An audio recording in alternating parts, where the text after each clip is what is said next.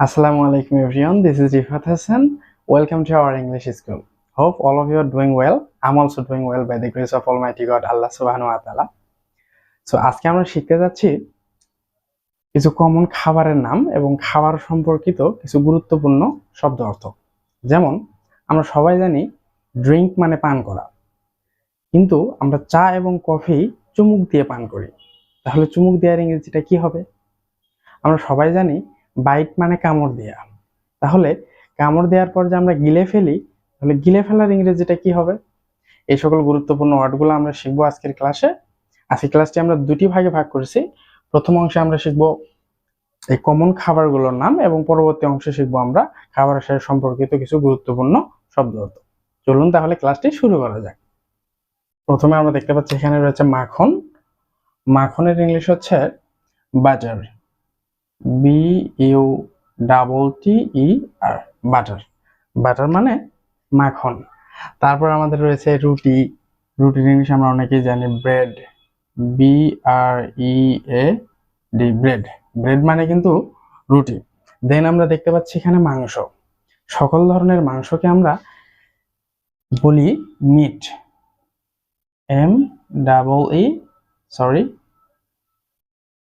MEAT, meet. Meet মানে মাংস। But এই মাংসকে যদি আমরা আবার আলাদা আলাদা ভাবে বলতে চাই, যেমন গরুর মাংস, খাসির মাংস, মুরগির মাংস, সবগুলো কিন্তু আলাদা ইংরেজি নাম রয়েছে।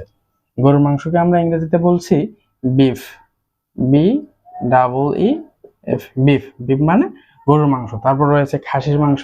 খাসির মাংসকে আমরা কিন্তু বলছি মাটন, MUTTON, মাটন। মাটন মানে খাসির মাংস। তারপর মুরগির মাংস। মুরগির মাংস তো এখন দেখতে গেলে বাংলাদেশের জাতীয় খাবার হয়ে গেছে। মুরগির মাংসকে আমরা বলছি চিকেন, CHICKEN, চিকেন। চিকেন মানে মুরগির মাংস। দেন আমরা দেখতে পাচ্ছি এখানে ডিম। ডিমের ইংরেজি আমরা সবাই মোটামুটি জানি এগ। এগ মানে ডিম, EGG, এগ। এগ মানে ডিম। তারপর রয়েছে আমাদের মাছ। আমাদের মাছে ভাতে বাঙালি বলা হয় আমাদেরকে। মাছের ইংলিশ আমরা সবাই জানি ফিশ। ফিশ মানে মাছ, FISH, ফিশ। ফিশ মানে মাছ। তারপর রয়েছে ভাত, যেটি ছাড়া আমাদের একটি দিনও চলে না, ভাত। সো ভাতের ইংলিশ হচ্ছে রাইস, RICE, রাইস। রাইস মানে কিন্তু চালও হয় আবার ভাতও হয়। সো আমরা ভাত এবং চালের ইংলিশ শিখলাম। তাহলে চাল যেটা থেকে তৈরি হয়, ধান, ধানের ইংলিশটা আমরা এই সুযোগে শিখে নেই। ধানের ইংলিশ এখানে যদিও দেয়া নাই। 23 নাম্বার ইজ ধান।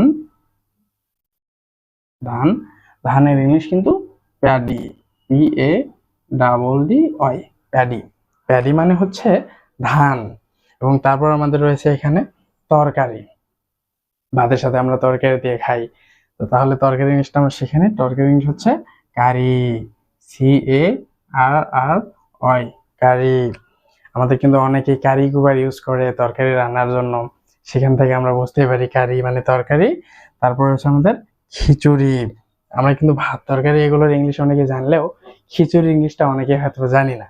খিচুড়ি ইংলিশটা হসপস, HOTCHPOTCH, হসপস। হসপস মানে কিন্তু খিচুড়ি। আমাদের first column complete.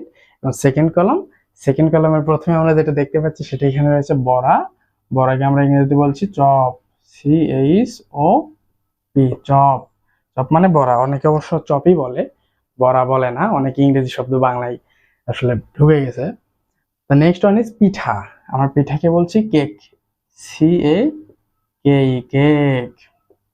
And let's move to the next one. তারপর রয়েছে মুড়ি। আমরা কিন্তু বিশেষ করে বর্ষার সময় অনেকে মুড়ি মাখা খেতে পছন্দ করে। মুড়ি, মুড়ির ইংলিশ হচ্ছে puffed rice, PUFFED, puffed, RICE, puffed rice মানে মুড়ি। তারপর রয়েছে চিড়া। চাল থেকে কিন্তু এই মুড়ি, চিড়া সবকিছু তৈরি হয়। তো চিড়ার ইংলিশটা আমরা শিখে নিই। চিড়ার ইংলিশ হচ্ছে, চিড়ার দুটি ইংলিশ হয় আসলে। চিড়ার একটি ইংলিশ হচ্ছে বিটেন আর একটি হচ্ছে ফ্ল্যাটেন্ড রাইস। আমরা দুটোই শিখে নেব। BEATEN হচ্ছে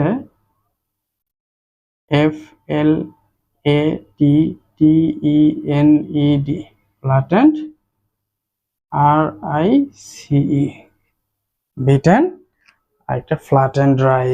তারপর আমরা এখানে দেখতে পাচ্ছি চিনি। চিনির ইংলিশ এখানে আমরা অনেকে জানি, চিনির ইংলিশ হচ্ছে সুগার, SUGER, সুগার। সুগার মানে চিনি। তারপর রয়েছে মিশ্রি, চিনি থেকে মিশ্রি তৈরি হয়। মিশ্রি ইংলিশ করতে গেলে আমরা জানি চিনি থেকে যেহেতু মিশ্রি তৈরি হয় সেজন্য সুগারের সাথে শুধু একটা ক্যান্ডি বসায় দেবো, SUGERCANDI, sugar candy. Sugar candy মানে মিশ্রি। আমরা জানি এই চিনি এবং মিশ্রি এগুলো যেটা থেকে উৎপন্ন হয় সেটাকে আমরা বলছি আখ বা ইক্ষু। আখ বা ইক্ষু থেকে কিন্তু চিনি তৈরি হয়। তো আমরা এই সুযোগে তাহলে আখ বা ইক্ষুর ইংরেজিটাও শিখে নেই।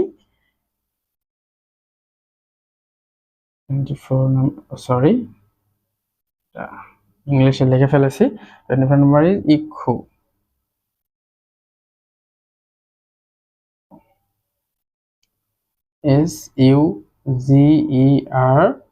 SUGERCANE।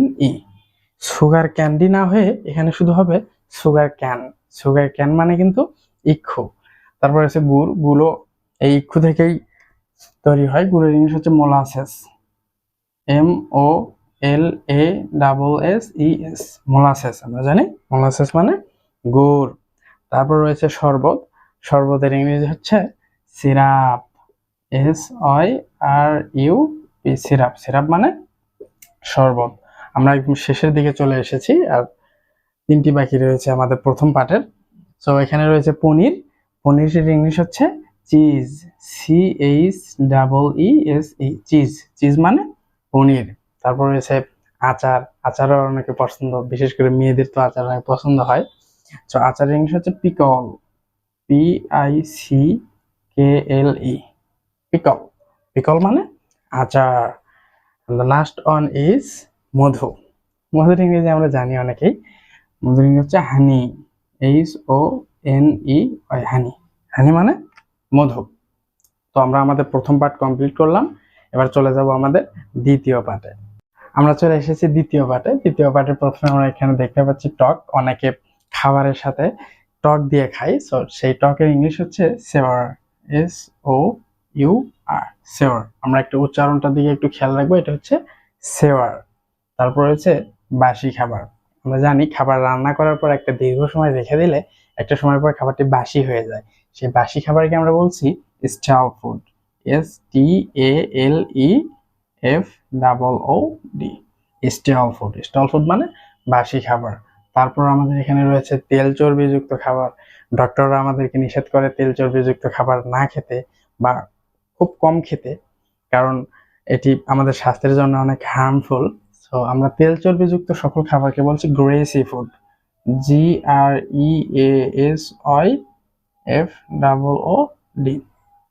Gracie food. তারপর আমাদের এখানে রয়েছে খাওয়া এবং পান করা। আমরা জানি খাওয়ার ইংলিশ হচ্ছে ইট, EAT, এবং পান করার ইংলিশ DRINK, ড্রিঙ্ক।